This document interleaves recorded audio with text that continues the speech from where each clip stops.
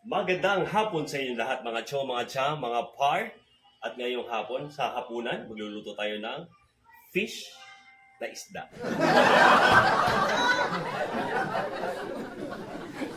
Gagamitin natin isda ay walang iba, kundi ang isdang kine. So madalas niluluto ito sa paksiw.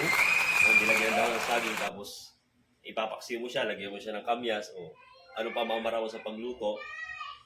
Hindi kaya iprito, lagyan ng itlog, lagyan ng harina, itorta. Pero ang gagawin natin ngayon ay kakaiba. Dahil lulutuin natin siya ng Shanghai. So kung isipin mo paano siya gagawin ng Shanghai, no?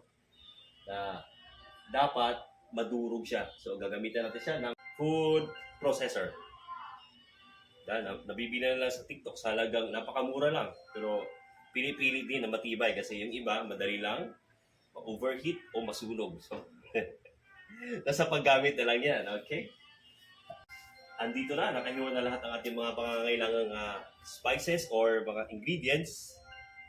Ito na yung kalabasa, bell pepper, white onion, red onion, garlic, at carrots. At siyempre, hindi mawawala sa Shanghai ang celery. Kaso, yung celery natin, parang marijuana na. Joke lang. Nag-dried na siya kasi matagal na siya sa chiller. Pero, mabango pa rin, lumalabas pa rin yung ano niya, yung bango niya. So, gagawin pa rin natin, sayang, mahal ang kilo nito. Sa nakaraan nating video, yung ginagawa natin fish Shanghai, yung ginagawa ko sa kalabasa ay kinadkad ko siya, ginagamitan ko siya ng grater.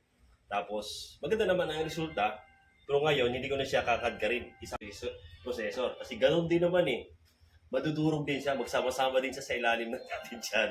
Kaya walang dahilan para pahirapan pa ang sarili ko. O gagawin mo to, huwag mo na pahirapan ang sarili mo. Isama-sama mo na dahil pag kinain mo yan sa loob, halo-halo na rin yan. Biro lang. So, hindi natin patatagalin at gagawin na natin to. Ilagay na natin ang gulay.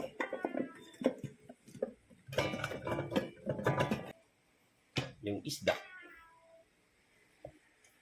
Isdang tambasakan. Ating kutsarang asin.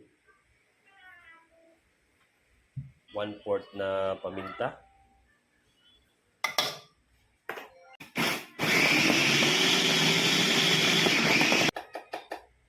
Tapos na ang ating paggiling.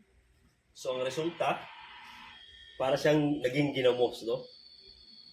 At alam nyo ba, base sa aking pag-aaral sa Cambridge University, na ang buto ng isda o tinik ng isda ay rich in calcium, no? So pwede natin siyang ihalin tulad sa isang dairy products like gatas or basta dairy. Alam mo siguro kung anong ibig sabihin ng dairy, no? Di ba? Basta yun ang alam ko. Pakasakali lang na kahit paano may maambag ako sa lipunan, no? Pang itlog. Ay! Sa ginawa natin, hindi lang pala siya pwedeng gawing Shanghai, no? Pwede siyang gawing fish ball o fish cake. Para siyang ginamos na doon. Pero masasabi ko, kahit ganito ang kulay niya, masarap to. So isa dito sa pamamaraan na yung mga anak natin makakain ng gulay. No? Mga bata mahirap pakainin ng gulay talaga. Pero sa akin hindi eh. Kita niyo naman, pag yung anak ko kung makakita ng gulay, makakita ng sabaw, wow. Pag sinabing sabaw, wow. Diba? So nasa atin na yan, no? Anong ipapakain natin sila sa kanila, anong ihanda natin sa kanila, sasabihin talaga natin, nakakatulong, nakakabuti sa kanila. Nakatulong sa kanilang paglaki, nakakabuti sa kanilang katawan, di ba? Ganon yun, huwag mo lang basta ilapag yan sa hapagkainan o kumain ka, bahala ka sa buhay mo. Samahan mo ng pagmamahal. Eto, nakapagluto na tayo ng sample. Titikman natin kung anong magiging lasa niya.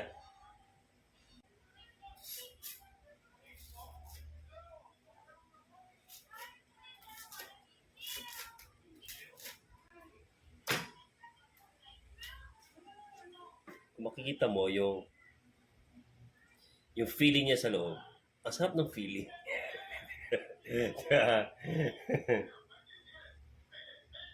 Amoy na amoy siya na isda. Tingnan natin, tama ng kwento.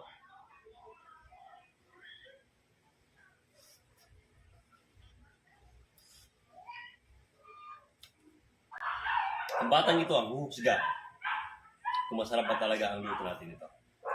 Sarap ng sanay. Hmm? Ang masarap ng sanay. Ano? Parang? Masarap. Parang masarap. Bakit na maliit? Ha? Bakit maliit? Laki natin sa susunod. Ginawa ko maliit para madali mo. Bakit ano to? Mali siya. Patikman mo. Sarap. Ba't hindi ka nasasarapan? Ba't gano'n mukha mo? Sarap. Hmm? Sarap. Pinita ka ata eh. Masarap hindi? Sarap. Good night.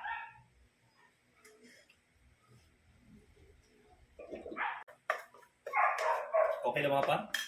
Goods na? So yung alat, yung lasa niya, goods na, goods naman. Not bad. Not bad. Hindi, totoo, masarap. Mukha nga lang siya ginamos tignan. Try nyo. Okay, hanggang sa susunod. Paalam.